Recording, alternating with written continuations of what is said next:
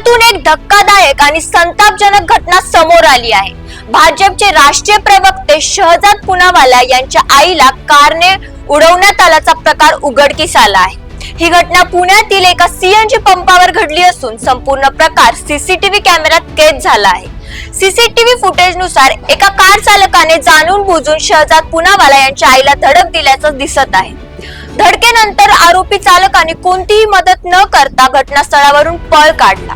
या अपघातात शहजाद पुनावाला यांच्या आईला गंभीर दुखापत झाली असून त्यांच्यावर सध्या जवळच्या रुग्णालयात उपचार सुरू आहे।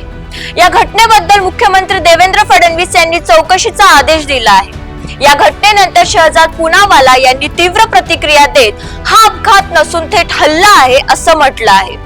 तसंच आरोपीवर तात्काळ कठोर कारवाई करण्यात यावी अशी मागणी त्यांनी पोलिसांकडे केली आहे। दरम्यान पोलिसांनी सीसीटीव्ही फुटेजच्या आधारे तपास सुरू केला असून आरोपीचा शोध घेण्यासाठी विशेष पथक तैनात करण्यात आलं आहे। पुण्यात घडलेली ही घटना केवळ अपघात आहे की मुद्दाम केलेला हल्ला याचा तपास आता पोलीस करत असून या प्रकरणातील पुढील अपडेट्स तुम्हाला आम्ही देत राहू। त्यासाठी पाहत राहा पुणे लोक।